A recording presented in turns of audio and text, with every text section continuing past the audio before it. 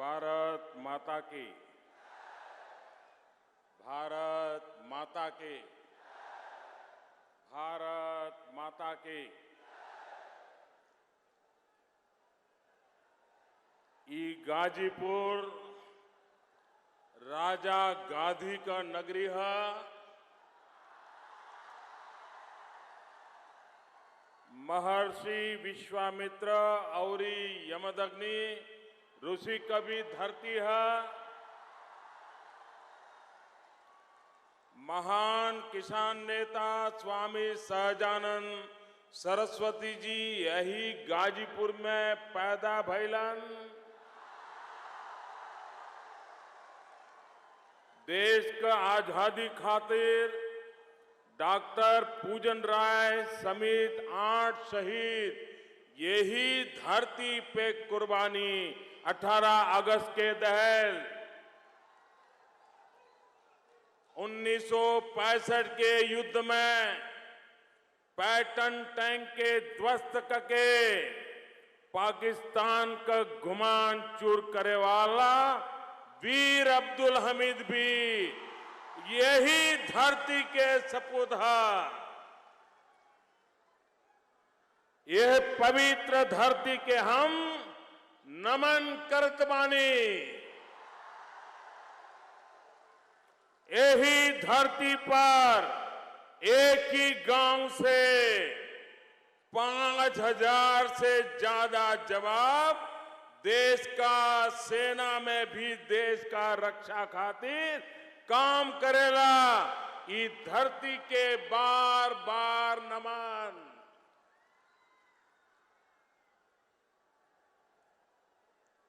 मंच पर विराजमान केंद्र में मंत्री परिषद के मेरे साथी, देश के रेलवे मंत्री श्रीमान सुरेश प्रभु जी,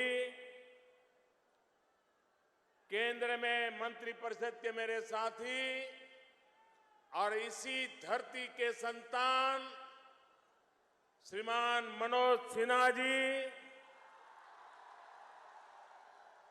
हमारे वरिष्ठ नेता श्री ओम जी माथुर, प्रदेश भारतीय जनता पार्टी के नौजवान अध्यक्ष और लगातार मुस्कुराने वाले अध्यक्ष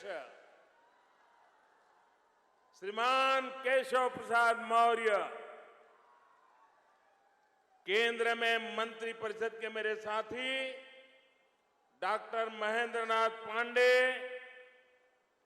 सांसद श्रीमान केपी सिंह, सांसद श्रीमान हरिनारायण राजभर, केंद्र में मंत्री परिषद में हमारे साथी श्रीमती अनुप्रिया जी पटेल, सांसद श्रीमान भरत सिंह जी, उत्तर प्रदेश विधानसभा में भाजपा विधायक दल के नेता श्रीमान सुरेश खन्ना जी, भाजपा के क्षेत्रीय अध्यक्ष श्रीमान लक्ष्मण आचार्य जी, भाजपा के राज्य महासचिव श्रीमान स्वतंत्र देव सिंह जी, भाजपा महिला मोर्चा की राज्य अध्यक्ष श्रीमती स्वाति सिंह जी, विधान परिषद सदस्य श्रीमान केदारनाथ सिंह जी,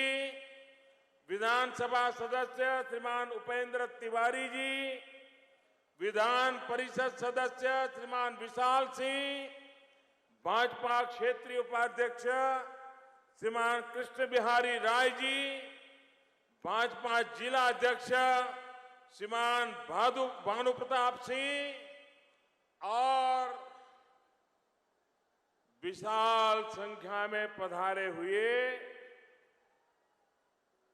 गाजीपुर की गर्जना पूरा देश में पहुंचाने वाले मेरे प्यारे भाइयों और बहनों,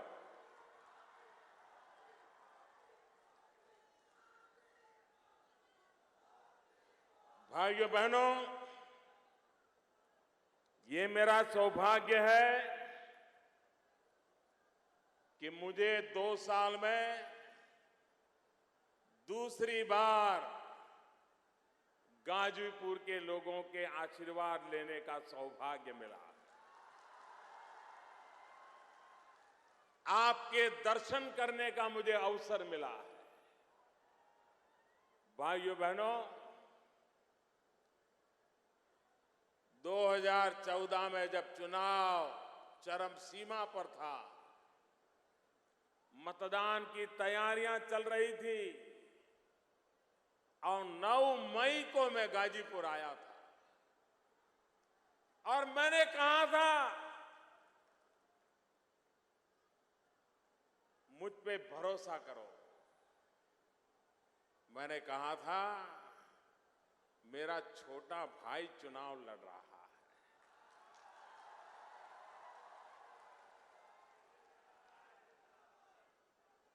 भाइयों बहनों, आप लोगों ने जो प्यार दिया, आप लोगों ने मेरे शब्द पर जो भरोसा किया और आपने न सिर्फ गाजीपुर से मनोज सिन्हा दिए हैं, लेकिन पूरे हिंदुस्तान ने भावी हिंदुस्तान के निर्माण का एक बहुत बड़ी मजबूत नींव रखने का काम पिछले लोकसभा के चुनाव में किया। अगर उत्तर प्रदेश 2014 के चुनाव में पूर्ण बहुमत वाली सरकार बनाने में मदद न करता, तो भाइयों बहनों, न कोई भ्रष्टाचारियों को चिंता होती, न काले धन वालों को चिंता होती।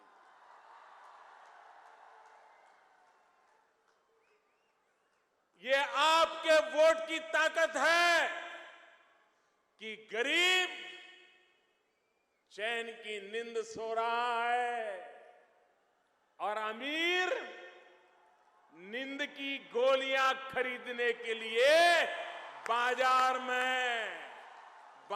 में चक्कर काट रहा है। ये आपके वोट की ताकत है। ये आपने जो समर्थन दिया उसका कारण है। भाइयों बहनों, मनोज जी आप बैठिए। आप गाजीपुर के लोगों की गर्जना देश को सुनने दीजिए।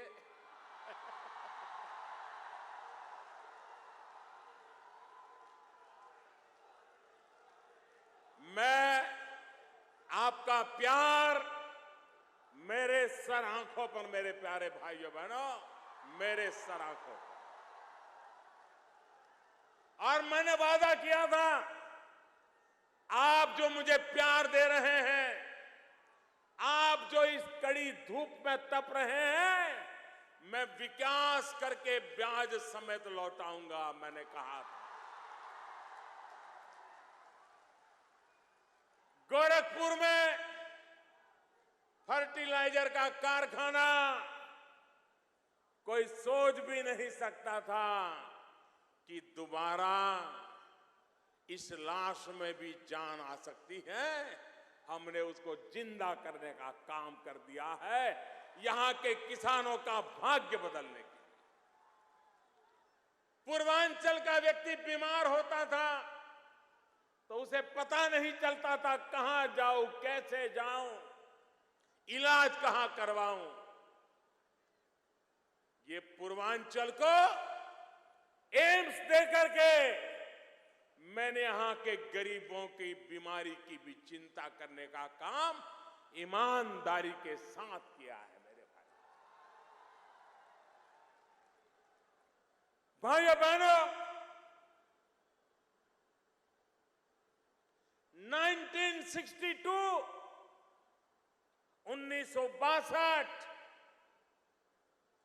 पंडित नेहरू भारत के पहले प्रधानमंत्री,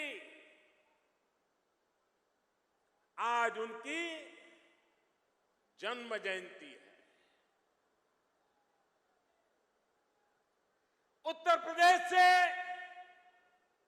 अनेक प्रधानमंत्री मिले देश को। पंडित नेहरू पहले प्रधानमंत्री थे।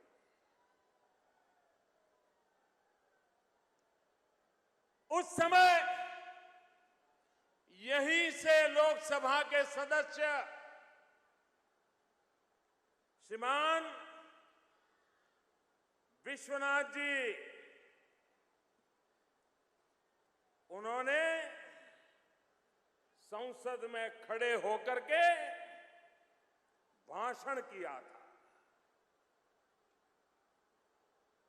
विश्वनाथ जी ने भाषण करते हुए उनकी आंखों में से आंसू की धारा बह रही थी और विश्वनाथ जी ने कहा था कि पंडित जी, आप उत्तर प्रदेश से चुन करके आए हो,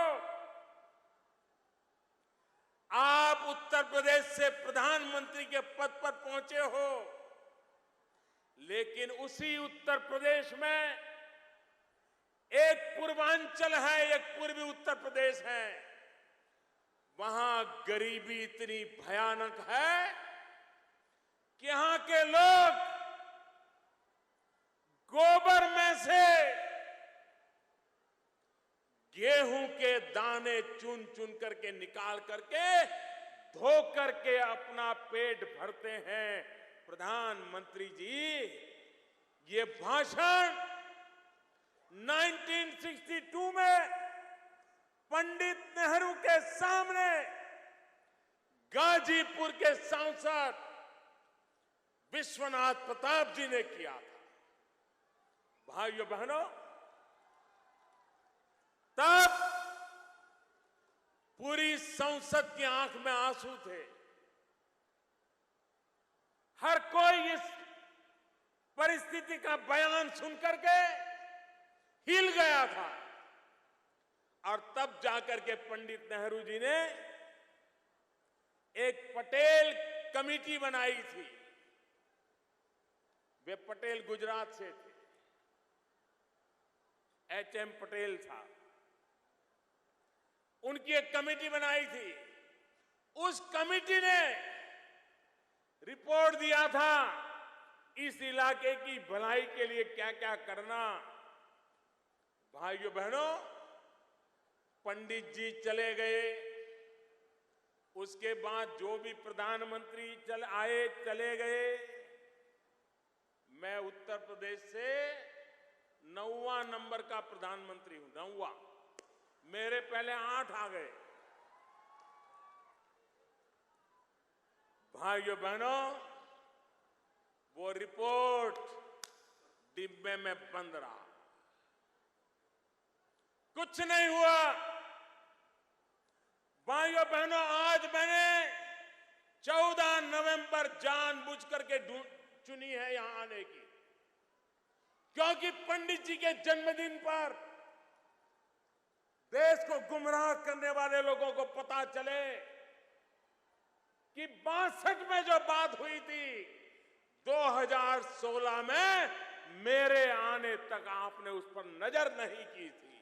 और इसलिए पंडित जी, आपकी आत्मा जहां भी हो, पंडित जी आपकी आत्मा जहां भी हो, 1962 में इन गरीब लोगों के लिए उनकी आशा अपेक्षाओं को कागजों की फाइल में दबोच करके आप चले गए।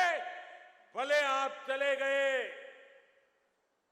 आपका दल भले ही मुझे गालियां देता हो, आपके दल के नेता, आपके परिवार के नेता मुझ पर झूठे झूठे आरोप लगाते हो, तो भी पंडित जी आपके जन्मदिन पर ही वो अधूरा काम आज मैं पूरा करने की शुरुआत कर रहा हूं। पंडित जी, आपको ऐसी श्रद्धांजलि इससे पहले किसी ने नहीं दी होगी जो आज उत्तर प्रदेश का एक एमपी आपको दे रहा है। भाइयों बहनों, 62 में कहा गया था कि गंगा जी पर पुल बना करके एक रेल की पटरी डाल दी जाए, ताकि इस इलाके को विकास का अवसर पैदा हो। भाइयों बहनों, सरकारें आई गई, नेता आए गए, सभाएं हुई, तालियां बजी, वोट बटोरे, लेकिन मां गंगा को पार करने के लिए कोई व्यवस्था नहीं।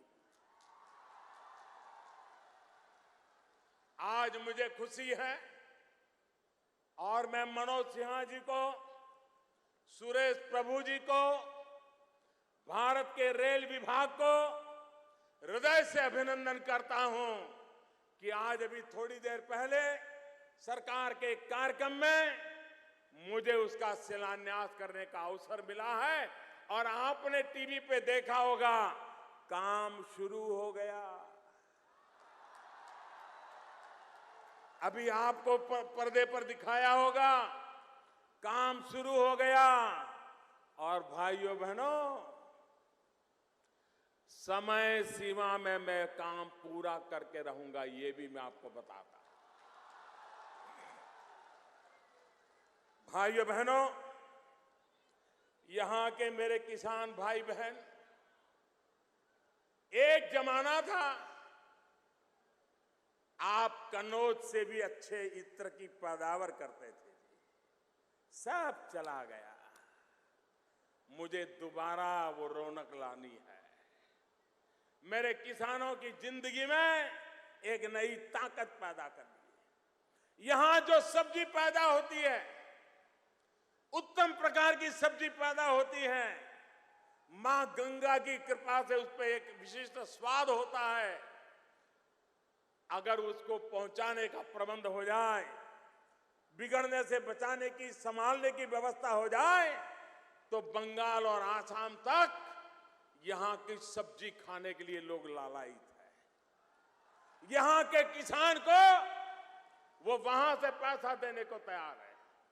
हमने एक व्यवस्था की है पेरिशेबल गुड के लिए, जहां ये आप सुरक्षित अपनी पैदावार रख सकते हैं, बिगड़ने से बचा सकते हैं, और सही दाम मिलने पर आप उसको बाजार में बेच सकते हो।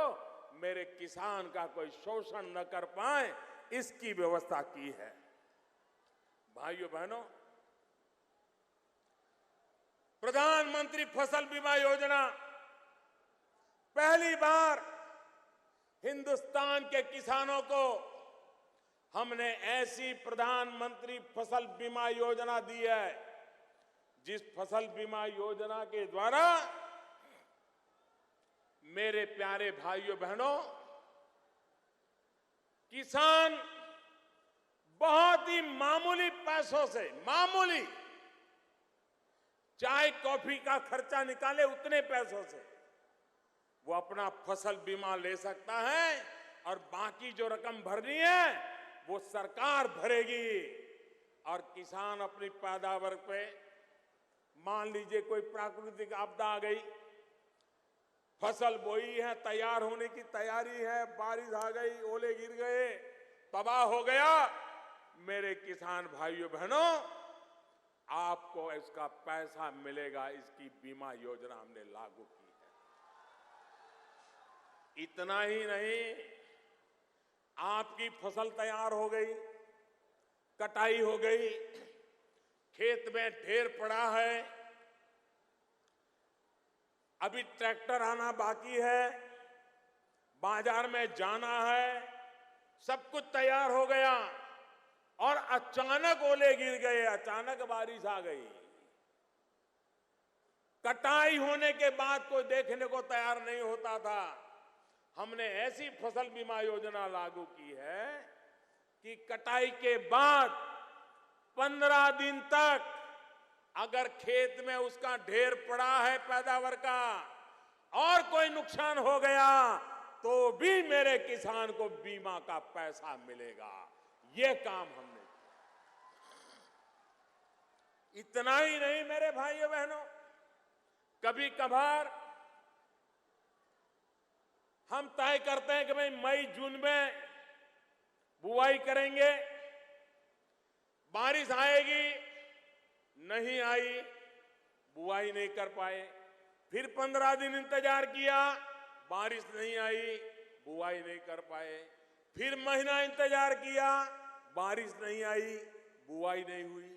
अब मुझे बताइए, जून, जुलाई, अगस्त तक बुआई नहीं होगी तो वो बेचारा किसान बुआई भी नहीं कर पाएगा।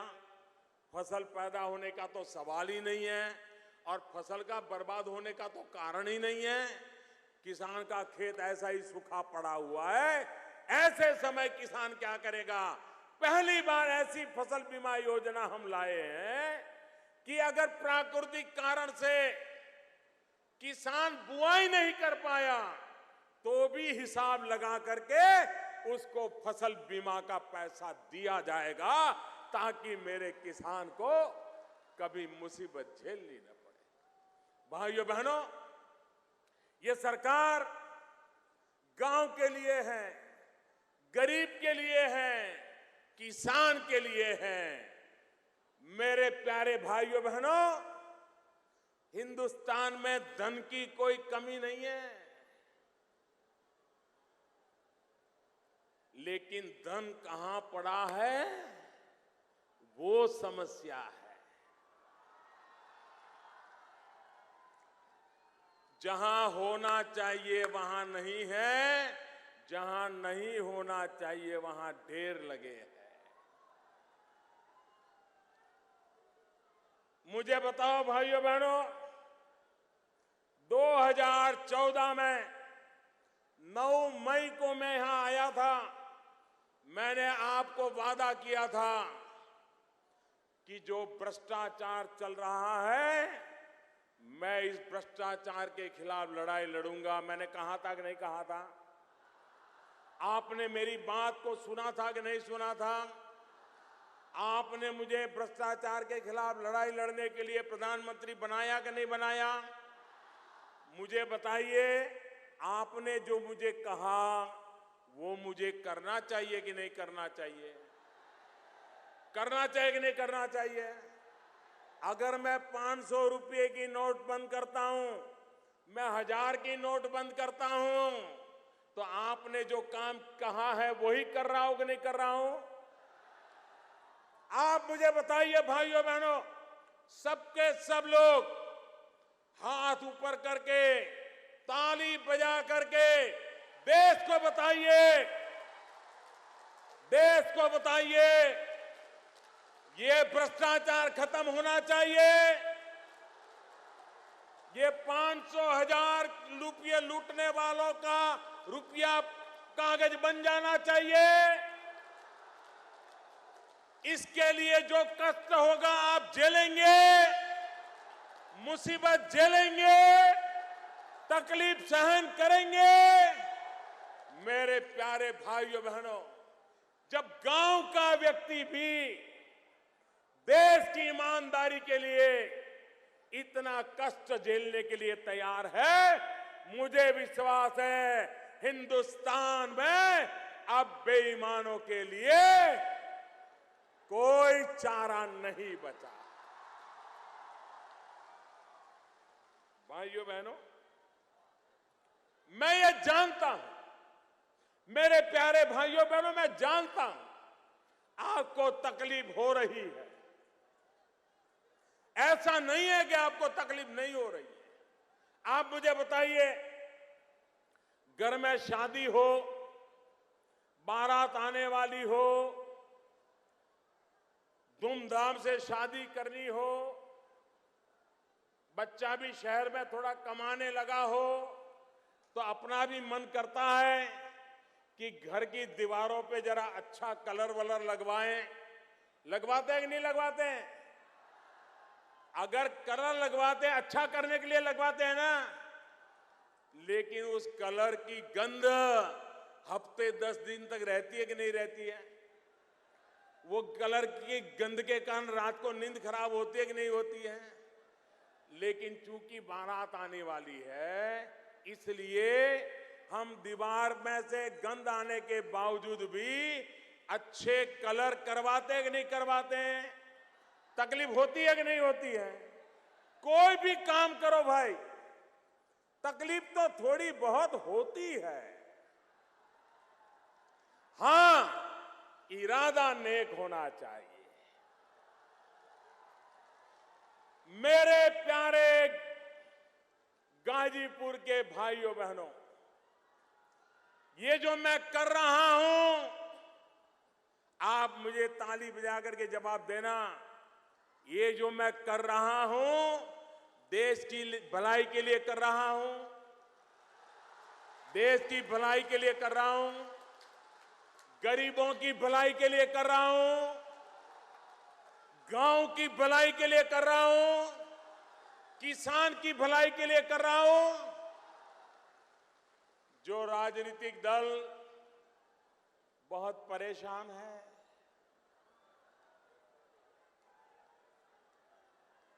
उनको चिंता सता रही है, अब करे क्या? वो नोटों की मालाएं, ऐसी ऐसी मालाएं लगती थी, मुंडी भी दिखती नहीं थी।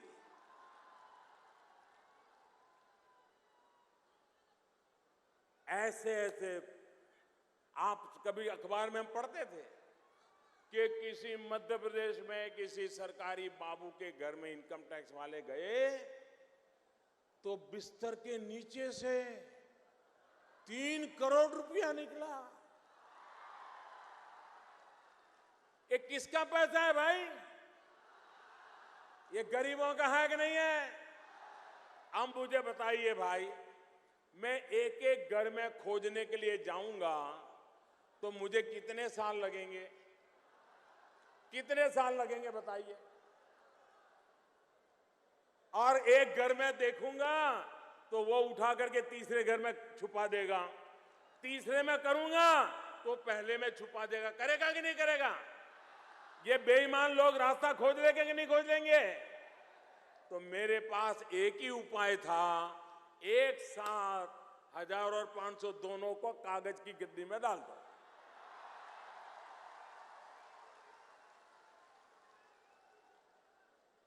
मुझे बताइए, सब बराबर के हो गए कि नहीं हो गए भाई? गरीब अमीर सब समान हो गए कि नहीं हो गए? कुछ लोगों को तकलीफ हो रही है, जो सामान्य ईमानदार नागरिक को हो, उसको जो मुसीबत हो रही है, तकलीफ हो रही है, उसकी मुझे भरपूर पीड़ा है मेरे भाइयों बहनों, बहुत पीड़ा है। मैं रात रात जग करके आपकी तकलीफ कम हो इसके लिए जितना भी मेरे से हो सकता है मैं कर रहा हूं, करता रहूंगा। लेकिन कुछ लोगों को तो जरा ज्यादा तकलीफ हो रही है। ये वो लोग नहीं है, ये कुछ ही लोग हैं, खुद बोलते नहीं हैं, खुद तो मुस्कुराते हैं, मोदी जी ने अच्छा किया। फिर पीछे से कहते हैं लोगों को, अरे भड़को भड़को, जाओ हो हल्ला करो।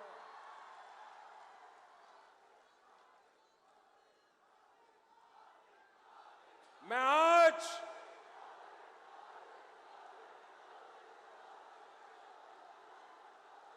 ईमानदारी के नाम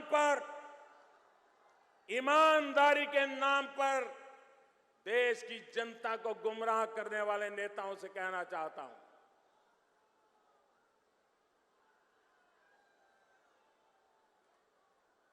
आप में हिम्मत हो तो पब्लिकली बताओ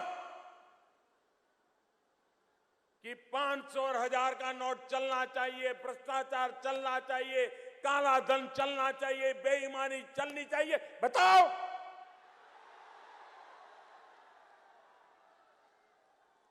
लोगों के नाम पर गुमराह करने की बातें मत करो। और मैं कांग्रेस वालों से जरा विशेष पूछना चाहता हूं, वो वो कहते हैं जनता को तकलीफ हो रही है। आप तो बयान दे रहे हैं, मैं तो जनता की तकलीफ को अनुभव करता हूं, खुद पीड़ा अनुभव करता हूं, और मैं उसको दूर करने के लिए भगवान ने जितनी मुझे बुद्धि दी है, शक्ति दी है, एड़ी चोटी का जोर लगा रहा हूं गरीब की मदद करने के लिए।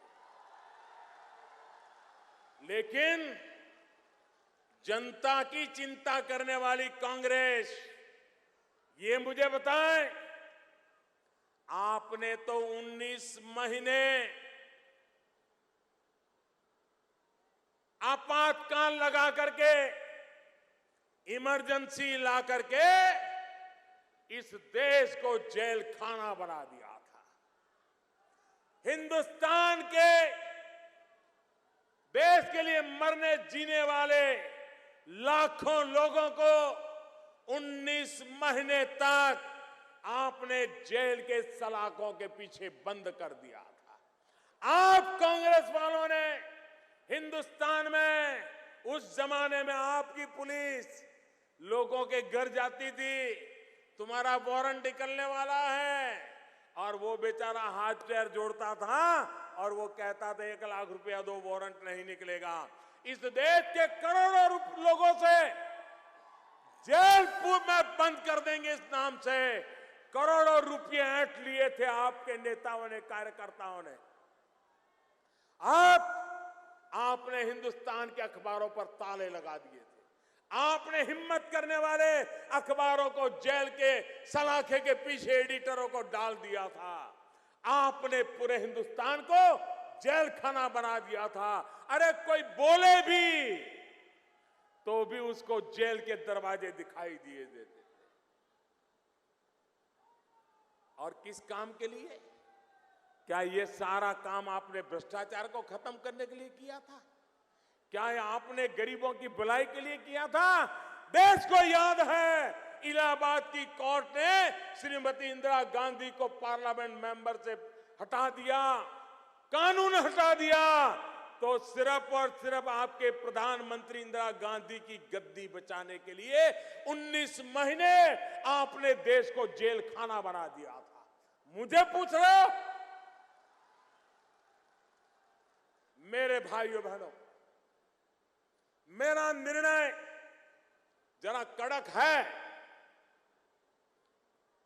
और मैं जब छोटा था ना, तो जो गरीब लोग होते थे वो मुझे खास कहते थे कि मोदी जी चाय जरा कड़क बनाना।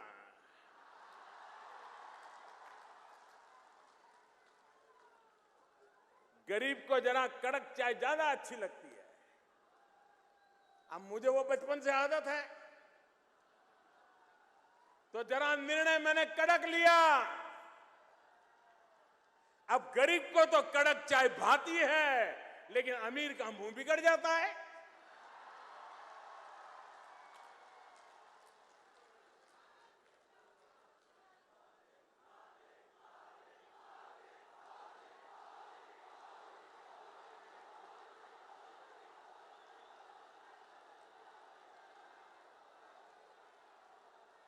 ये कांग्रेस वाले आज मुझे समझा रहे हैं, भाषण दे रहे हैं, उनके बड़े बड़े वकील भाषण दे रहे हैं, किस कानून से आपने 1000 रुपया बंद कर दिया, 500 बंद कर दिया। जरा मैं कांग्रेस वालों को पूछना चाहता हूं कि भाई जब आपकी सरकार थी तब आपने भी एक बार चवन्नी बंद कर दी थी। वो चवन्नी बंद कर दी थी तब कौन सा कानून था, जरा मुझे बताओ। किसको पूछा था? ये ठीक है कि आप चवन्नी से आगे चल नहीं पाते हो। आपने अपने बराबरी का काम किया, हमने हमारी बराबरी का काम किया।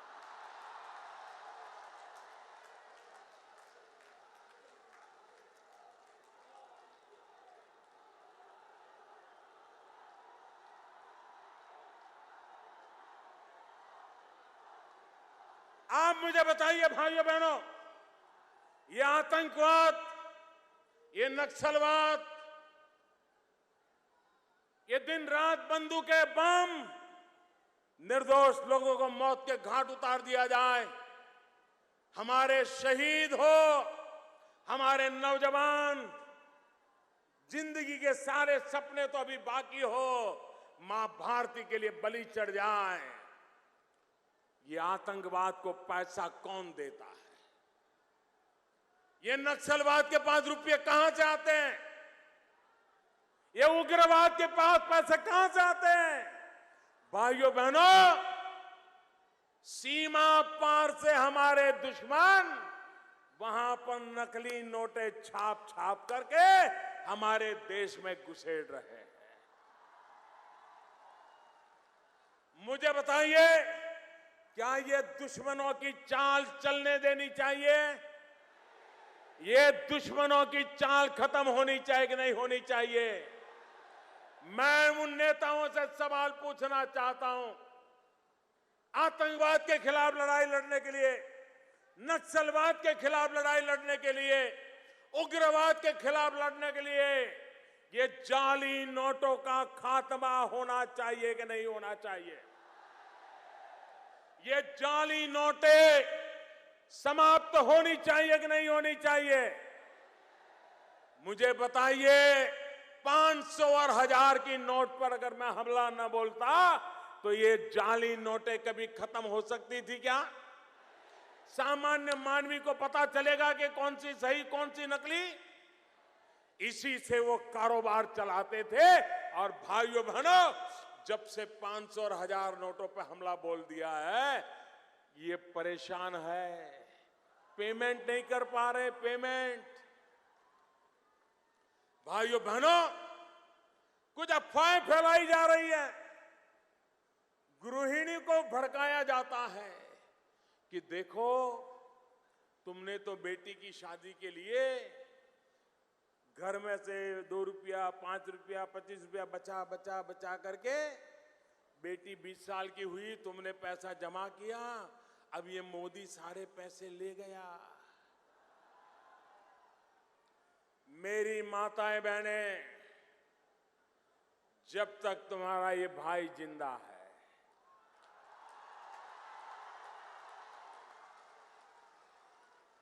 मेरी माताएं, जब तक तुम्हारा ये लाडला जिंदा है, आप विश्वास कीजिए, आपने कड़ी मेहनत करके 5-50 रुपये बचा बचा करके बेटी की शादी के लिए पैसा बचाया है, उस पर एक भी सरकारी अफसर आंख तक नहीं लगा पाएगा। आप हिम्मत के साथ बैंक में अपना जमा करा दीजिए, अपना खाता खुलवा दीजिए। अरे मेरी सरकार उस पर ब्याज भी देगी। आपकी बच्ची की शादी में वो ब्याज भी आपके काम आएगा। और मेरा इनकम टैक्स डिपार्टमेंट ऐसी माताओं बहनों को पूछेगा तक नहीं कि 2.5 लाख रुपया आया कहां से था। लेकिन क्या 2.5 करोड़ वालों को भी छोड़ूंगा क्या? बिस्तर के नीचे से रुपये निकले, क्या उनको भी छोड़ दूं क्या? गनी बैग में भरे हुए थैले भर भर कर रखे पैसे, उनको भी छोड़ दूं क्या? इन दिनों आपने देखा होगा, जरा जाकर के शहरों में देखना, रात को गाड़ियां निकलती हैं, देखती हैं कहीं सीसीटीवी कैमरा तो नहीं है। अगर सीसीटीवी कैमरा नहीं है तो चोरी छुपी से मुंह पे कपड़ा बांध करके जो कूड़े कचड़े का ढेर होता है ना, उसमें जाकर के नोट फेंक करके भाग जाते हैं। क्योंकि मैंने कहा है, ये जो नोट फेंकने आ रहे हैं, सीसीटीवी कैमरा में वो भी अगर हाथ लग गए तो हिसाब तो देना ही पड़ेगा। क्योंकि आपने गरीबों से लूट के लाया हुआ है। ये गरीबों का पैसा है, तुमने लूटा है। मैं लूटने नहीं दूंगा, ये मैं कह के निकला हूं। भाइयों, आप देखिए, हम तो गंगा किनारे पर रहते हैं, अमीर से अमीर आदमी भी आएगा तो फूल चढ़ाएगा, कोई 100 ग्राम दूध चढ़ाता है तो बड़ा सुखी होगा तो 1 लीटर चढ़ाएगा, बड़ा धनी होगा तो शहद चढ़ाएगा, बड़ा धनी होगा तो थोड़ा दही भी चढ़ा देगा, और ज्यादा से ज्यादा 1 रुपये की 5 रुपये का सिक्का डालेगा। ऐसा कभी देखा था कि गंगा में लोग आज नोटे डाल रहे हैं? नोटे 500 की 1000 की बह रही है। अरे पापियों, गंगा में नोटे बहा करके भी आपका पाप धुलने वाला नहीं है। भाइयों बहनों, मैं जानता हूं मेरे पर क्या क्या बीतेगी, क्योंकि जिनके पास एक खजाने भरे पड़े हैं ना, वो बड़े ताकतवर लोग हैं। वो तो सरकारों को खरीद लेने की ताकतें रखते हैं, वो तो सरकारों को ऊपर से नीचे करने की ताकत रखते हैं, वो अच्छों को, उनके भविष्य को तबाह करने की ताकत रखते हैं। बड़े ताकतवर लोग हैं। लेकिन मुझे बताइए मेरे देशवासियों, क्या मुझे ऐसे लोगों से डरना चाहिए? पूरी ताकत से बताइए, डरना चाहिए, घबराना चाहिए, भाग जाना चाहिए, ईमानदारी का रास्ता छोड़ देना चाहिए? आपके आशीर्वाद है मेरे प्यारे भाइयों बहनों, आपके आशीर्वाद है, इसीलिए इतनी बड़ी लड़ाई मोल ली है मैंने। लेकिन मेरे प्यारे भाइयों बहनों, हमारे देश का स्वभाव है, आज देखा आपने जिस ट्रेन का नाम रखा है, जो ट्रेन यहां से कलकत्ते जाने वाली ट्रेन, उसका नाम क्या रखा है? क्या नाम रखा है? आपको पता है ना? इससे बड़ा इतिहास को याद करने का कोई सोच नहीं सकता। एक ट्रेन के नाम पर हमारी पुरानी विरासत हमको याद आ जाएगी, हमारी ताकत का परिचय हो जाएगा। भाइयों, शब्दवेदी, ट्रेन का नाम शब्दवेदी, ट्रेन का नाम महामना, वरना पहले तो सब कुछ एक परिवार में ही था। देश के लिए मरने मिटने वालों को कोई याद नहीं करता था। भाइयों, ये शब्दवेदी, भाइयों बहनों, आपके लिए एक नए विकास के युग का अवसर लेकर के आया है। भाइयों बहनों,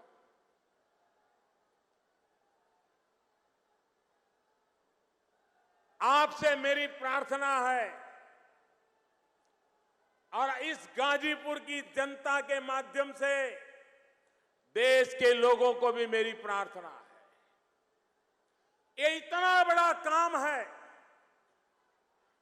नोटें बदलने का, इतना बड़ा काम है कि बेईमान लोग इसका फायदा ना उठा जाए, इतना बड़ा काम है कि सही लोगों को सही हक मिले।